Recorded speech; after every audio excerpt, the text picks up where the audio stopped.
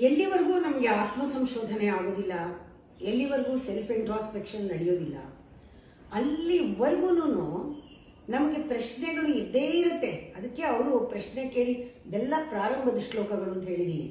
ಪ್ರಶ್ನೆಗಳೆಲ್ಲ ಬರೋದು ಸಹಜ, ಆದರೆ ಒಂದು ಲೆವೆಲ್ ದಾಟಿದ ಮೇಲೆ ಈ ಪ್ರಶ್ನೆಗೆ ಉತ್ತರ ಸಿಗುತ್ತೆ. ಆ ಉತ್ತರನೂ ಕೂಡ ಈ ಸಮಸ್ಯೆ ಎಲ್ಲಿ ಪೂರಣ ಅಂತ ಇವತ್ತಿನ ಟಾಪಿಕ್ಕು. ಸಮಸ್ಯೆಗೆ ಎಲ್ಲಿ ಪೂರ್ತಿ, ಎಲ್ಲಿ ಪೂರಣ, ಎಲ್ಲಿ ಯಾವತ್ತು ಮುಗಿಯತ್ತೆ ಅನ್ನೋ ದಿಟ್ಟಲ್ಲಿ ಅವ್ರು ಹೇಳಬೇಕಾದ್ರೆ ಆತ್ಮ ಸಂಶೋಧನೆಯಿಂದ ಅನ್ಸೋದು ಮುಂದಿನ ಶ್ಲೋಕಗಳಲ್ಲಿ ಬರುತ್ತದು. ಜ್ಞಾನ ಅಂಕುರಿಸಿದ ಮೇಲೆ ಸಮಸ್ಯೆ ಹೊರಗಡೆ ಇಲ್ಲ, ಸಮಸ್ಯೆ ಜಗತ್ತಲ್ಲಿಲ್ಲ, ಸಮಸ್ಯೆ ಲೋಕದಲ್ಲಿಲ್ಲ, ಸಮಸ್ಯೆಗೆ ಮೂಲ ನಾನೇ, ನನ್ನ ಅಜ್ಞಾನನೇ, ನನ್ನ ಮನಸ್ಸೇ ಅಂತ ಬರೋದಕ್ಕೆ ತುಂಬಾ ವಿವೇಕ ಬೇಕು. ಆ ವಿವೇಕಕ್ಕೆ ಹೋಗಕ್ಕೆ ಮುಂಚೆ ಈ ಶ್ಲೋಕಗಳೆಲ್ಲ ಇರೋದ್ರಿಂದ ಆರ್ಡಿನರಿ ಮನುಷ್ಯನಿಗೆ ಯಾವ್ಯಾವ ತರ ಅನಿಸ್ಬೋದು ದೇವರ ಬಗ್ಗೆ, ತನ್ನ ಜೀವನದ ಬಗ್ಗೆ, ಸಮಸ್ಯೆ ಬಗ್ಗೆ, ಅದೆಲ್ಲ ಇದರಲ್ಲಿದೆ. ಅದರಿಂದ ನೋಡಿ ಅವ್ರು ಏನ್ ಹೇಳ್ತಾರೆ, ಕಾರುಣ್ಯ ಸರಸ ಸೌಂದರ್ಯ ರುಚಿಗಳೇ ಸೃಷ್ಟಿಗೆ ಕಾರಣ. ಸೃಷ್ಟಿಗೆ ಕಾರಣವೆನಿಪೋಲ್ ಅದು ತೋರುತ್ತೆ ಒಂದು ಕ್ಷಣ ಅಂತ ಹೇಳ್ತಾರೆ. ಕಾರುಣ್ಯ ಸರಸ ಸೌಂದರ್ಯ ರುಚಿಗಳೇ ಸೃಷ್ಟಿ ಕಾರಣವೆನಿಪೋಲ್ ತೋರ್ಪುದೊಂದು ಕ್ಷಣ. ಇದೆಲ್ಲ ಕಾರಣ ಅಂದ್ರೆ ಒಂದು ಕ್ಷಣ ಇದೆ ಅಷ್ಟೇ. ಕಾರ್ಪಣ್ಯ ಕಟುಕತೆಗಳು ಇನ್ನೊಂದು ಕ್ಷಣ. ತೋರುವುದಾವುದು ದಿಟ ಅಂತ ಯಾರಿಗೆ ಬರುತ್ತೆ?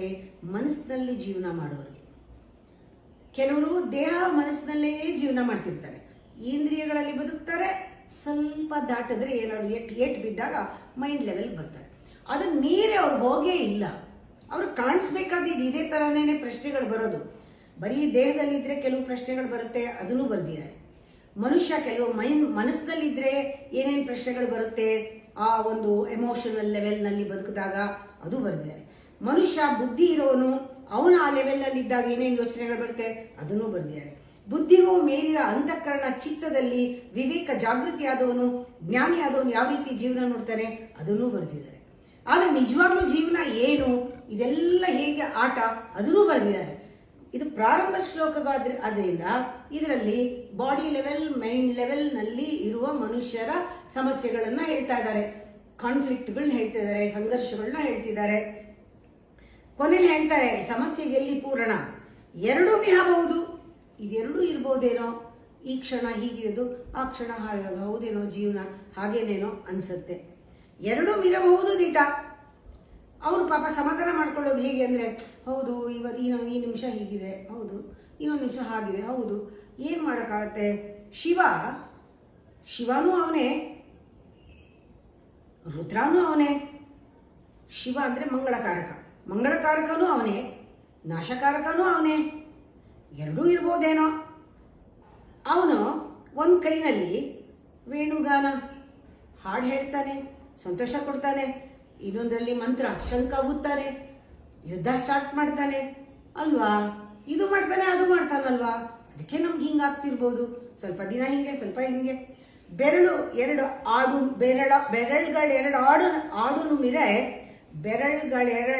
ಮಿರೆ ಕೈ ಚಿಟಿಕಿ ಆಡುವುದು. ಎರಡು ಬೆರಳು ಇದ್ರೆ ತಾನೇ ಚಿಟಿಕೆ ಆಗೋದು. ಒಬ್ನೇ ಇದ್ರೆ ಏನಾಗತ್ತೆ, ಒಂದೇ ಬೆರಳಲ್ಲಿ ಏನ್ ಮಾಡಕ್ಕಾಗತ್ತೆ. ಒರವನಾಡುವುದೆಂತು ಮಂಕುತಿಮ್ಮ. ಒಬ್ಬೊಟ್ಟಿ ಇದ್ದಿದ್ರೆ ಏನು ಮಾಡಕ್ಕಾಗ್ತಿರ್ಲಿಲ್ಲ. ಶಿವನೂ ಅವನೇ, ಶಂಕರನೂ ಅವನೇ. ಶಿವನೂ ಅವನೇ, ರುದ್ರನೂ ಅವನೇ. ಮಂಗಳಕಾರನೂ ಅವನೇ, ನಾಶಕಾರಕನೂ ಅವನೇ. ವೇಣು ಇಟ್ಕೊಂಡಿರೋನು, ಸಂಗೀತ ನುಡಿಸೋನು ಅವನಿಗೆ, ಶಂಕ ಊದಿ ಮಂತ್ರ ಹೇಳಿ ಅಥವಾ ಶಂಕ ಊದಿ ಯುದ್ಧ ಪ್ರಾರಂಭ ಮಾಡೋನು ಅವನಿಗೆ. ಎರಡು ಬೆರಳದು, ಎರಡು ಕೆಲಸ ಮಾಡ್ತಾರೆ, ಚಿಟಿಕೆ ಹೊಡಿತಾ ಇದ್ದಾನವನು ಅಂತಾನು ನೋಡ್ಬೋದಲ್ವಾ. ಎರಡು ಇರಬಹುದು ದಿಟ. ಶಿವ ರುದ್ರನಲೆ ಬೊಮ್ಮ. ಬ್ರಹ್ಮ ಅನ್ನೋನು ಶಿವನೂ ಹೌದು, ರುದ್ರನೂ ಹೌದಲ್ವಾ. ಕರ ಒಂದರಲ್ಲಿ ವೇಣು, ಶಂಕ ಒಂದರಲ್ಲಿ,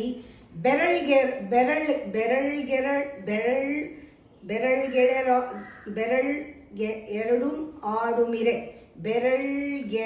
ಆಡುಮಿರೆ, ಆಡುಮಿರೆ ಕೈ ಚಿಟಿಕಿ ಆಗುವುದು. ಬೆರಳ್ಗೆ ಎರಡು ಆನುಮಿರೆ ಕೈ ಚಿಟಿಕಿ ಆಡುವುದು. ಓರ್ವನಾಡುವುದೆಂತು ಮಂಕುತಿಮ್ಮ. ಓರ್ವನಾಡುವುದು, ಒಬ್ಬನೇ ಆಡೋದು ಹೇಗೆ.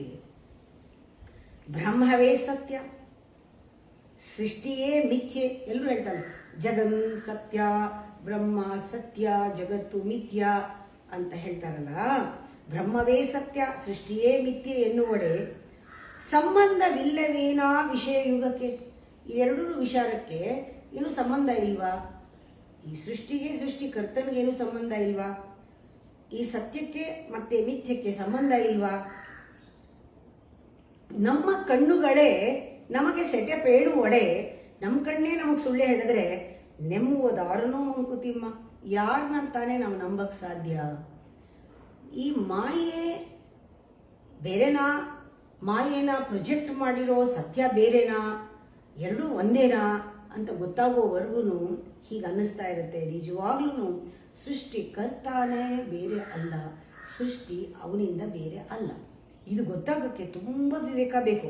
ಅದಕ್ಕೆ ಮುಂಚೆ ಈ ಪ್ರಶ್ನೆಗಳೆಲ್ಲ ಬಂದ್ರೇನೆ ಉತ್ತರ ಸಿಕ್ಕೋದು. ಬ್ರಹ್ಮವೇ ಸತ್ಯ, ಸೃಷ್ಟಿಯೇ ಮಿಥ್ಯೆ ಎನ್ನುವಡೆ ಸಂಬಂಧವಿಲ್ಲವೇನಾ ವಿಷಯ ಯುಗಕ್ಕೆ. ಎರಡೂ ವಿಷಯಗಳಿಗೆ ಸಂಬಂಧ ಇಲ್ವಾ?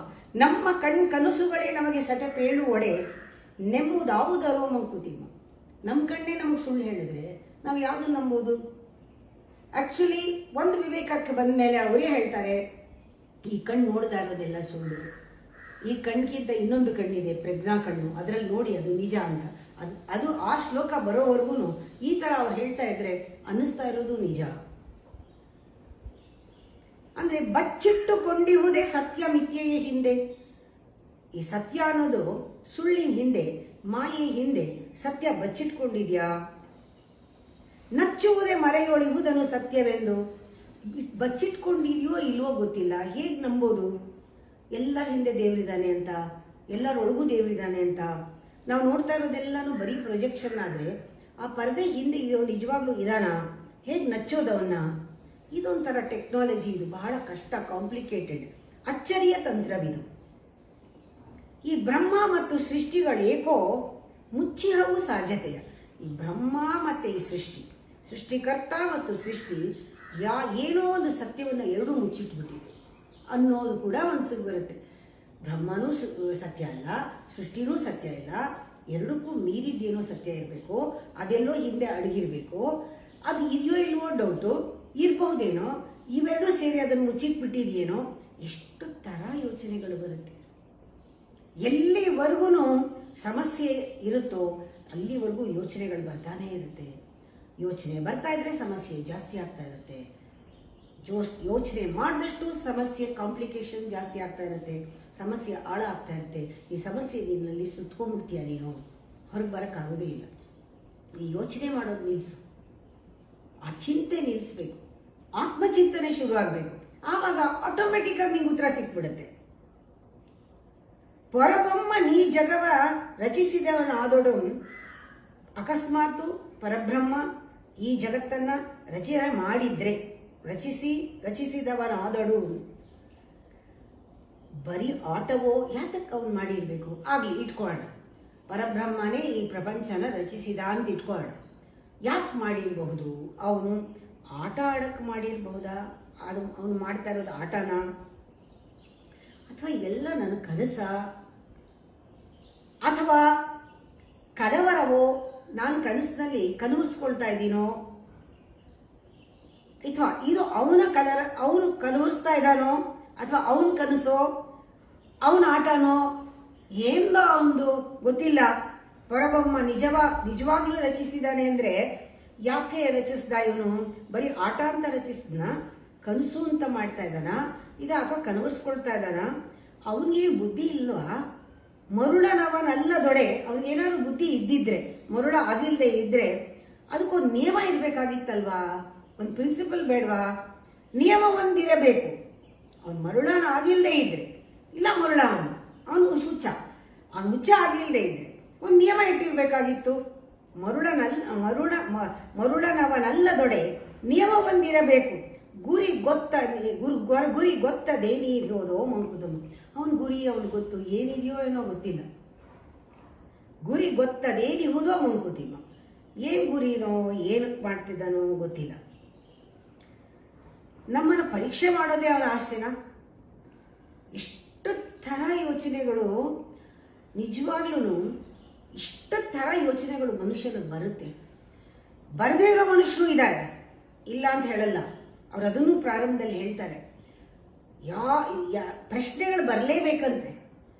ಎಲ್ಲಿ ಎಲ್ಲಿ ಎಲ್ಲಿ ತನಕ ಬರಬೇಕು ಅಂದರೆ, ನಾನು ಯಾರು, ನಾನು ಯಾಕೆ ಇಲ್ಲಿ ಬಂದಿದ್ದೀನಿ, ನಾನು ಯಾತಕ್ಕೆ ಬಂದಿದ್ದೀನಿ, ಏನು ಮಾಡಕ್ಕೆ ಇದ್ದೀನಿ ಇಲ್ಲಿ, ನಾನು ಯಾಕೆ ಹುಟ್ಟಿದೆ, ಈ ಪ್ರಶ್ನೆ. ನಾನು ಏನಕ್ಕೋಸ್ಕರ ಇದ್ದೀನಿ, ನಾನು ಮಾಡ್ತಾ ಇರೋದು ಅಷ್ಟೇ ನಾ ಜೀವನ, ಇನ್ನೂ ಏನಾದ್ರು ಮಾಡಕ್ಕೆ ಬಂದಿದ್ದೀನಾ, ನನಗೇನಾದ್ರು ಉದ್ದೇಶ ಇದೆಯಾ ಜೀವನದಲ್ಲಿ, ಎಷ್ಟು ಸಾಯೋದ್ರಿಗೂ ಇಷ್ಟೇನಾ, ಇಲ್ಲ ಏನಾದ್ರು ಮಾಡಬೇಕಾ, ಈ ಯೋಚನೆಗಳು ನಮಗೆ ಬರದೆ ಯಾರೂ ಕೇಳೋಕ್ಕಾಗಲ್ಲ ಈ ಪ್ರಶ್ನೆಗಳನ್ನ. ಈ ಪ್ರಶ್ನೆಗಳು ಬರೋವರೆಗೂ ನಿಮ್ಮ ಜೀವನ ಪ್ರಾರಂಭ ಆಗಲ್ಲ, ನಿಜವಾದ ಜೀವನ.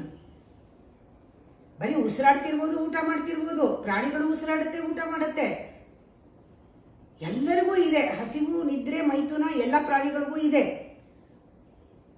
ನಾ ಯಾವಾಗಲೂ ಹೇಳ್ತೀನಿ, ಬೀಟ್ರೂಟು ಉಸಿರಾಡುತ್ತೆ, ಕ್ಯಾರೆಟ್ ಉಸಿರಾಡುತ್ತೆ. ವೆಜಿಟೇಟಿಂಗ್ ಲೈಫ್ ಆಗಬಾರ್ದು. ಈ ಪ್ರಶ್ನೆಗಳು ಬರಬೇಕು ಅಂತಲೇ ಅವರು ಪ್ರಾರಂಭದಲ್ಲೇ ಇದನ್ನೆಲ್ಲ ಬರೆದಿದ್ದಾರೆ. ಇಂತಿಂಥ ಪ್ರಶ್ನೆಗಳೆಲ್ಲ ಬರಬೇಕು. ಕನ್ಫ್ಯೂಸಿಂಗ್ ಪ್ರಶ್ನೆಗಳು, ತಮಾಷೆ, ಒಂದು ಜೋಕು ಎಲ್ಲ ಇದೆ. ನಮಗೆ ನಗು ಬರುತ್ತೆ ಒಂದು ಲೆವೆಲ್ ಆದಮೇಲೆ, ಈ ಥರ ಪ್ರಶ್ನೆ ನಾನು ಕೇಳ್ತಿದ್ನ ಅಂತ. ಆ ಥರ ನಮ್ಮನ್ನು ಲೇಯರ್ ಬೈ ಲೇಯರ್ ಪ್ರಶ್ನೆ ತಾವೇ ಹೇಳ್ತಾರೆ, ಪ್ರಶ್ನೆ ಬರೋ ಹಾಗೆ ಮಾಡ್ತಾರೆ, ಪ್ರಶ್ನೆಗೆ ಪ್ರಚೋದಿಸ್ತಾರೆ, ಉತ್ತರ ಕೊಡ್ತಾರೆ, ಎರಡು ಉತ್ತರ ಕೊಡ್ತಾರೆ, ಇದು ಸರಿನಾ ಅದು ಸರಿನಾ ಅಂತಾರೆ, ಆಮೇಲೆ ಸರಿಯಾದ ಉತ್ತರ ಕಾಯ್ತಾರೆ. ನಮ್ಗಿನ್ನೂ ಕನ್ಫ್ಯೂಸ್ ಆಗಿದ್ರೆ ಮುಂದಿನ ಶ್ಲೋಕಕ್ಕೆ ಹೋಗ್ಬೇಕು. ನರ ಪರೀಕ್ಷೆಯೇ ಬೊಮ್ಮನ ಆಶಯವೇ, ನರನ ಪರೀಕ್ಷೆ ಮಾಡೋದೇ ಬೊಮ್ಮನ ಆಶಯನ, ನಮ್ಮ ಬಾಳ್ ಬರೀ ಸಮಸ್ಯೆಯೇ, ಅದರ ಪೂರಣವದಲ್ಲಿ ಸುರಿದು ಪ್ರಶ್ನೆಗಳ ಉತ್ತರವ ಕೊಡೆ ಬಾರದನ. ಪ್ರಶ್ನೆಗಳನ್ನೆಲ್ಲ ಬರೋ ಹಂಗೆ ಮಾಡಿಬಿಟ್ಟು ಉತ್ತರ ಕೊಡಕ್ಕೆ ಬರದೇ ಇದ್ರೆ ಆ ಹಿರಿಯನ್ನ, ಆ ಗುರುವನ್ನ, ಆ ದೊಡ್ಡವನ್ನ, ಅವನನ್ನು ದೊಡ್ಡವನು ಗುರು ಅಂತ ಕರೆಯಕ್ಕಾಗತ್ತಾ? ನರ ಪರೀಕ್ಷೆಯೇ ಬೊಮ್ಮನಾಶಯವೇ, ನಮ್ಮ ಬಾಳ್ ಬರೀ ಸಮಸ್ಯೆಯೇ, ಅದರ ಪೂರಣವದಲ್ಲಿ ಸುರಿದು ಪ್ರಶ್ನೆಗಳನ್ನುತ್ತರವ ಕುಡೆ ಬಾರದನ. ಗುರುವೆಂದು ಕರೆಯುವೆಯ ಮಂಕುತಿಮ್ಮ. ಅವನನ್ನ ನೀನು ಹಿರಿಯ, ದೊಡ್ಡವನು, ತಿಳ್ಕೊಂಡವನು ಕರೀತೀಯ? ನನಗೇನೋ ಅನ್ಸಲ್ಲ. ಅವನು ಮರುಳ ಇರಬೇಕು, ಅವನು ಹುಚ್ಚ ಇರಬೇಕು, ಇಲ್ಲೇ ಒಂದು ನಿಯಮನಾದರೂ ಮಾಡಿರೋನು, ಅದು ಮಾಡಿಲ್ಲ. ಬ್ರಹ್ಮನೂ ಸುಳ್ಳು, ಆಮೇಲೆ ಈ ಜಗತ್ತು ಸುಳ್ಳು, ಎರಡೂ ಎಲ್ಲೋ ಒಂದು ಸತ್ಯ ಮುಚ್ಚಿಟ್ಬಿಟ್ಟಿದೆ ಅನ್ಸುತ್ತೆ. ಈ ಥರ ಪ್ರಶ್ನೆಗಳೆಲ್ಲ ಬರುತ್ತೆ. ಇದು ವಿಜ್ಞಾನಿಗಳಿಗೆ ಏನಾದರೂ ಕಂಡುಹಿಡಿಯೋಕ್ಕೆ ಡೌಟ್ ಬರಲೇ ಬರುತ್ತೆ. ಅದಕ್ಕೆ ಸ್ಪೆಕ್ಟಿಕಲ್ ಮೈಂಡ್ ಅಂತಾರೆ. ಡೌಟ್ ಬರೋ ಮನಸ್ಸು ವಿಜ್ಞಾನಿಗಳಿಗಿರುತ್ತೆ. ಅದೇ ಥರನೇ ಪ್ರಾರಂಭದಲ್ಲಿ ಆತ್ಮ ಸಂಶೋಧನೆಯು ಒಂದು ವಿಜ್ಞಾನ, ಇದು ಸುಜ್ಞಾನ. ಈ ವಿಜ್ಞಾನದಲ್ಲೂ ಕೂಡ ನೀವು ಪ್ರಯೋಗ ಮಾಡಲೇಬೇಕು. ಬೇರೆಯವ್ರ ಮೇಲೆಲ್ಲ, ನಿಮ್ಮ ಮೇಲೆ ನೀವು ಪ್ರಯೋಗ ಮಾಡ್ಕೋಬೇಕು. ಪ್ರಯೋಗ ಮಾಡ್ಕೋಬೇಕಾದ್ರೆ ಪ್ರಶ್ನೆಗಳು ಬರುತ್ತೆ. ಪ್ರಯೋಗ ಮಾಡೋದು ಎಲ್ಲಿಂದ? ಬೆರಳು ಕಟ್ಟಿಸ್ಕೊಳ್ಳೋದ್ರಿಂದ. ಅಂದರೆ ಫಿಸಿಕಲ್ ಲೆವೆಲ್ಲಿಂದ ನೀವು ಪ್ರಯೋಗ ಮಾಡ್ಕೊಂಡು ಹೋಗ್ತೀರಾ, ನಿಮ್ಮ ಸಿಚುಯೇಷನ್ನೇ ತಗೋತೀರಾ. ಈ ಸಿಚುಯೇಷನಲ್ಲಿ ಬೇರೆಯವ್ರು ಇದ್ದಿದ್ರೆ ಬುದ್ಧಿಯವರು ಏನು ಮಾಡ್ತಿದ್ರು? ನಾನು ಎಷ್ಟೋ ಸತಿ ಒಂದು ವಾರ ಬಂದ ನಾನು ಕೇಳಿದರು, ನಾನು ಏನು ಮಾಡಲಿ ಅಂತ. ನಾನೇ ಈ ಜಾಗದಲ್ಲಿ ಇದ್ದರೆ ಹಿಂಗೆ ಮಾಡ್ತಿದ್ದೆ. ಅವ್ರು ಮಾಡೋಕ್ಕಾಗಲ್ಲ ಅದು. ಹೌದಾ? ಹೌದು. ಯಾವತ್ತೋ ರಿಯಲೈಸ್ ಮಾಡ್ಕೋತಾರೆ, ಅವತ್ತಮ್ಮ ಹೇಳಿದ್ರಲ್ಲ ನಾವು ಮಾಡಿದರೆ ಚೆನ್ನಾಗಿರೋದು, ಯಾವತ್ತೋ ಬರುತ್ತೆ. ಯಾರಾದರೂ ತುಂಬ ಓಪನ್ ಆಗಿ ಕೇಳಿದ್ರೆ ನಿಮ್ಮ ಜಾಗದಲ್ಲಿ ಇದನ್ನು ಮಾಡ್ತಿದ್ರು, ಅವ್ರು ಮಾಡ್ತಾರವ್ರು. ಈ ಥರ ಬೇರೆಯವ್ರು ನೋಡು ಕಲಿಬೋದು, ಅಥವಾ ನಾವು ಎಡವಿ ಬಿದ್ದು ಎದ್ದು ಗಾಯ ಮಾಡಿಕೊಂಡು ಕಲಿಬೋದು. ಒಟ್ಟಲ್ಲಿ ಇದು ಒಂದು ಪ್ರಯೋಗ, ಜೀವನ ಒಂದು ಪ್ರಯೋಗಶಾಲೆ. ಇದಕ್ಕೆ ನಮ್ಮ ಮೇಲೆ ನಾವು ಪ್ರಯೋಗ ಮಾಡ್ಕೊಳ್ಬೇಕು. ಆವಾಗ ಇಂಥ ಪ್ರಶ್ನೆಗಳೆಲ್ಲ ಬರುತ್ತೆ. ಯಾರು ಉತ್ತರ ಕೊಡ್ತಾರೆ?